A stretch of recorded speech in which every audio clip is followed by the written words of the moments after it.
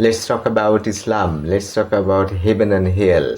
You are supposed to try your best to go to heaven, and you will try your best to avoid hell. So how can you try your best to go to heaven? Let's go about the pillars of Islam. There are 5 pillars, you know. The last one is pilgrimage, that is Hajj. It's very, very limited for some people, because if you have a lot of money, if everything is fine, if you follow all the conditions, if you fulfill the conditions, then Hajj pilgrimage is compulsory for you. Otherwise, it's not compulsory for you. And the fourth one is Zakah, charity. If you are rich, if you have extra amount of money, then you're supposed to pay certain amount of money as Zakah or charity. And this one is also very limited to people, right? You cannot pay when you are beggar, when you have no money left for your family. So charity is for those who have excess amount of money, and Hajj is for those who have excess amount of money, and at the same time there are some conditions that you fulfill. So there are 5 compulsory pillars, but for most of us there are 3 compulsory pillars. Number 3, Ramadan's fasting. In the month of Ramadan, you fast for 1 month, right? In other days, you can also fast. That's sunnah, that's nafil, that's good for you, right? It's helpful for letting you go in heaven. But that's not compulsory. Only 1 month long, that is in the month of Ramadan, you have to fast. Number 2, prayers. Prayers is a little bit difficult compared to the fasting, because fasting finishes within a month, and there's culture. People fast in the month of Ramadan. In a way, it doesn't really matter much. It's not difficult because everybody fasts. The culture, the environment are favorable for you. And that starts on the first day of Ramadan and finishes on the last day of Ramadan, right? And it is also sensitive because people try to do something so that people like them, right? So if you fast, people like you, and if you don't fast, people will criticize you. That's another thing. So number 2, prayers, that's not so easy. It's 5 times a day, every day, from maybe 10 years of age, maybe 11 years of age, from 12 years of age until you die, right? You have to say 5 times prayers. And the first one is Iman. So Iman has been divided into 2 parts I'll be discussing. So generally people think that you believe in Allah, you believe in His Rasul, and you believe that Allah is the only that we should follow, that we should adore, that we should stoop to, right? Shizda, that's what I'm saying. You have to respect, you have to understand that Allah is the greatest of all, everything. He is almighty, He is the greatest. And His best man is, His best friend is Rasulullah Sallallahu Alaihi Wasallam. So what He instructs is that you have to follow Rasulullah Sallallahu Alaihi Wasallam, whatever he does, right? So you have to be a believer. You believe in Allah, you believe in His best person, Rasulullah Sallallahu Alaihi Wasallam. And number 2, that is, you have to follow them. When you talk to your mother, mother tells you to do something. Please give me a glass of water.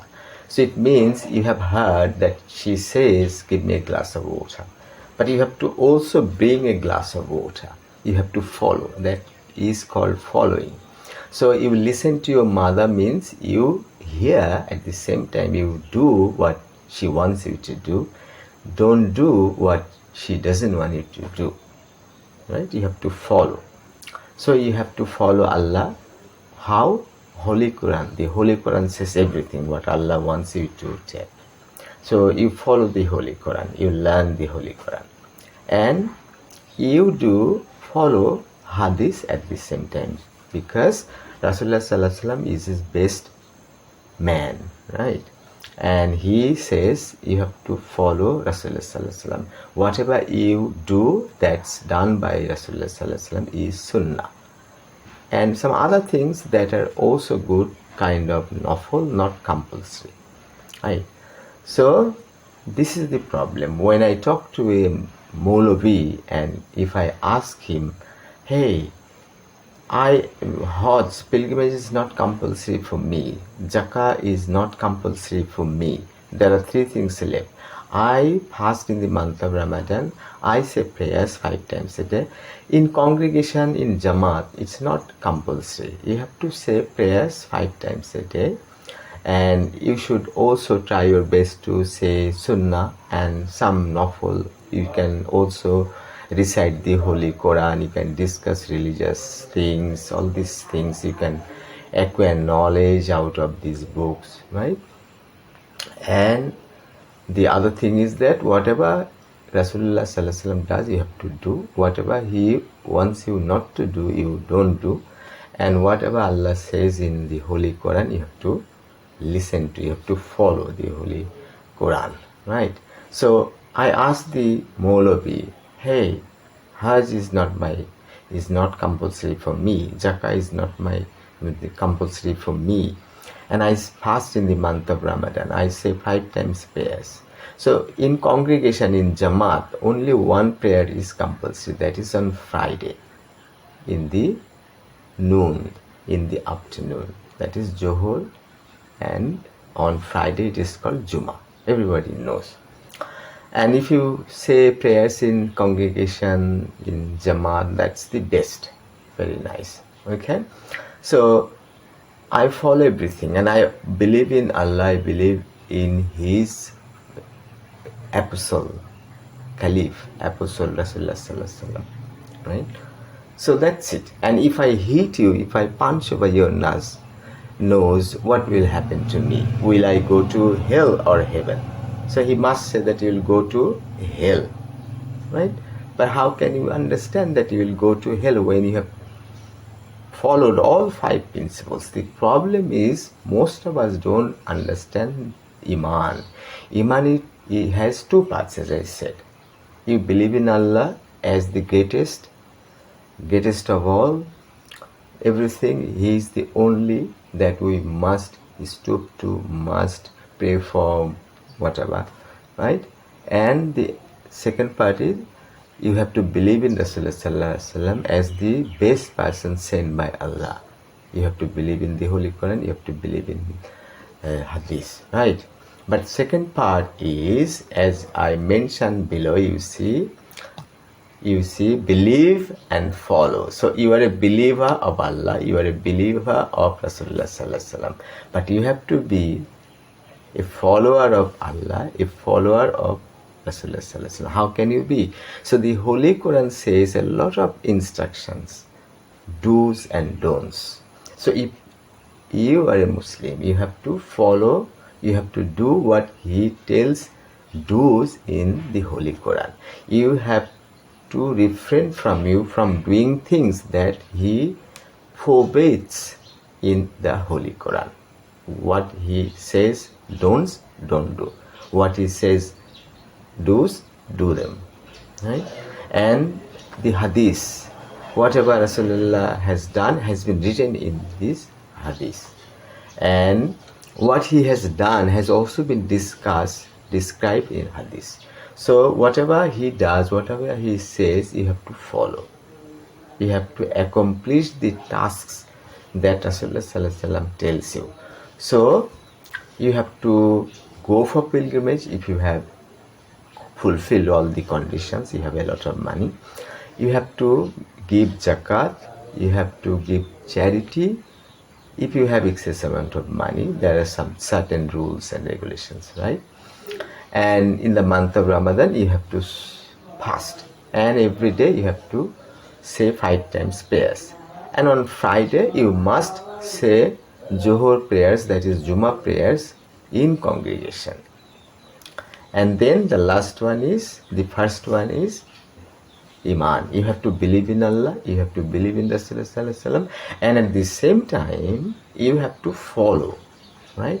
So when I ask US students at university classes, hey, who do you think may go to heaven? Possibility. We can't guarantee, we can talk about the possibilities. And they say, oh, this woman is wearing burqa, mental veil. She says prayers and she fasts in the month of Ramadan. Sir, she should go to heaven. She is supposed to go to heaven. It's not wrong, it's not true, it's not right. Because Iman is a vast part. She shows that she fasts. She shows that she says prayers. But how can you understand that she, right, follows Allah and Allah's Rasul? She is a believer of Allah and Allah's Rasul. But can you guarantee that she follows what Allah tells her to do? Does she follow what Allah tells her not to do? Does she do what Rasulullah Sallallahu Alaihi Wasallam has done? Does she do what Rasulullah Sallallahu Alaihi Wasallam instructs? So the thing is that in Iman, the most important part is humanity. You cannot disturb others. You cannot disturb your parents. You cannot harm others. You have to be very careful. You have to help people.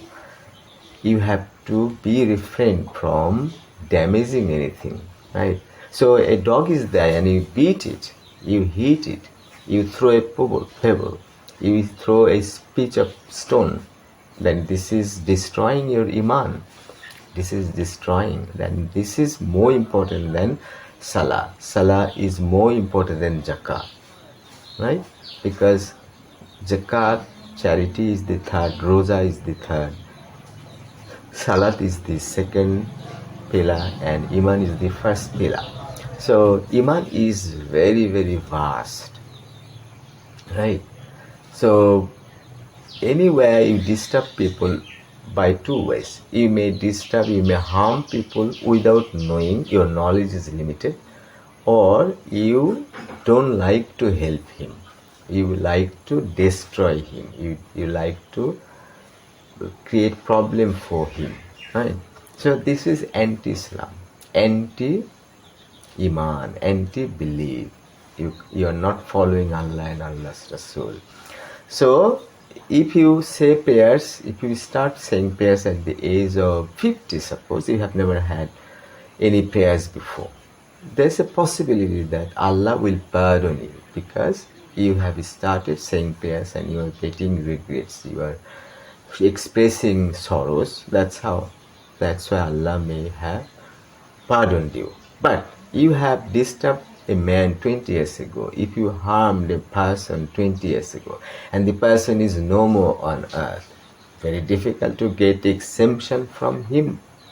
So you have to get exemption from the person you have troubled. So Allah can exempt you from any sin, whatever He likes. But He doesn't want to exempt you from the sins as you have harmed, as you have disturbed, intimidated, terrified someone. So unless he or she pardons you, very difficult whether he or she will pardon you, very difficult. But if you say prayers, you start saying prayers at the age of 50, Allah is kind enough, He is the most merciful, that's why He will pardon you, right? So the thing is that if you start prayers at the age of 50, what happens? You may die before 50 years of age. So if you die before you started saying prayers, that's horrible. So you have to start saying prayers at the age of 10, 11, 12, like that, as early as possible. Very, very important. But you have to understand that people should not be disturbed by you. People should not be harmed by you. Nothing should be damaged by you. So you have to ensure this. You cannot ensure heaven, but you have to ensure that you follow Allah, you follow the Holy Quran, you follow the Hadith, you follow Rasulullah Sallallahu Alaihi Wasallam, and you say prayers 5 times a day. And on Friday, if you are a man, you have to go to the mosque and say Juma prayers in congregation, right? And you have to fast in the month of Ramadan. And if you have enough money, then go for charity, zakat. If you have enough money and if you fulfill the conditions, then you go to the pilgrimage, Hajj. That is how you can try your best to get to heaven. But you can't guarantee. Allah will decide. Rasulullah Sallallahu Alaihi Wasallam will recommend you. If he recommends you, then Allah will listen to him, and that's how you are supposed to go to heaven. So what happens? A person liked by Allah, liked by Rasulullah Sallallahu Alaihi Wasallam. Allah looks at Rasulullah Sallallahu Alaihi Wasallam and tells that he may go to heaven, and Rasulullah Sallallahu Alaihi Wasallam says yes, he can go to heaven. He's a good person, right? So he is now walking to the heaven. But little later, a woman came and cried and howled, "Hey, Allah, who did you send to heaven? Who? Why?" Because he's a very bad person. I was a maidservant of his, and he used to beat me, he used to scold me, he used to hit me. He was very much bad. He made me overwork like this. So he's a criminal, he's a dangerous person. He disturbed me, he troubled me, he punished me, he poked at me. So then Allah will take him back and he will be sent to hell, because he was a terrible person in case of the maidservant, and the maidservant did not exempt him. Allah will request the woman, will tell the woman that exemption is virtuous, forgiveness is virtuous. So you had better forgive him. And if she agrees, then fine. If she doesn't, then Allah will usually send him to hell, even when you know Allah can exempt. But Allah usually doesn't do. So the most important thing that you do not disturb others, you do not harm others. And if you can, you try your best to help others. Helping others is not compulsory, but disturbing others is quite sinful. And sometimes you know you have disturbed, sometimes you don't know you have disturbed. So you have to understand that knowing is very important.